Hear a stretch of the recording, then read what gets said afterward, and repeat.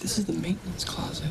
This is the most cliched hiding place you could have chosen. This is the stupidest hiding place. Take us to the Bahamas of hiding places. Peter Parker is back in The Amazing Spider-Man 2. People are very excited for this one. So let's get right into this. It's like a love story there. According to that clip, yes, this is just a romance. Right. This is a romance novel turned Spider-Man Right. / Yeah, so there is obviously some romance and some Spider-Man As with most action. summer flicks, there's a little bit of everything. You know, they want to grab every audience. So yeah, there is that romance. But this is Spider-Man. This is a superhero movie, an action flick. And, you know, this is kind of the new reboot of the series. It happened, you know, this is the second one in the newest version of the Spider-Man series, The Amazing Spider-Man.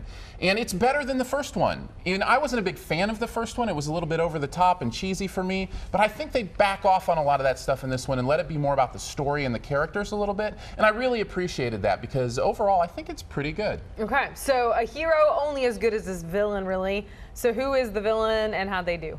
Electro is the name of the villain. Jamie Foxx plays him in this. You can see him there. And he is, man, you're going to make me sound like I hate this movie right off. He's the worst part about the movie for me. I did not like him as this villain. I didn't think the look worked for me.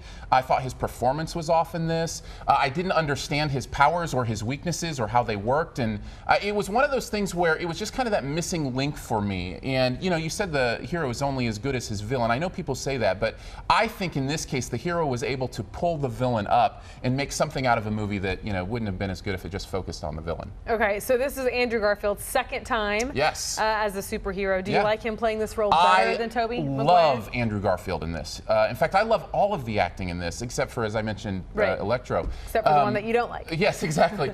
Andrew Garfield and Emma Stone, who you saw in the first clip there, have this incredible chemistry in this. They do an amazing job. I love the way Garfield captures this, and that would be the actor, not the cat, just so we're clear which Garfield I'm talking about.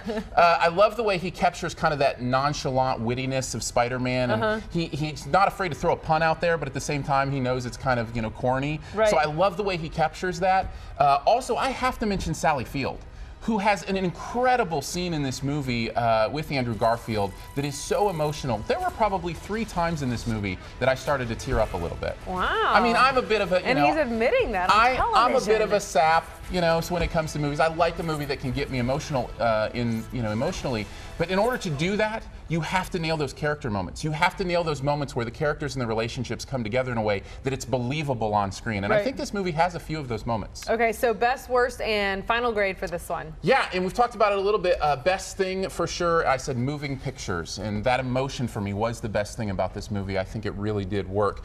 As far as worst thing, I said electroshock. I didn't really appreciate the character of Electro, the villain.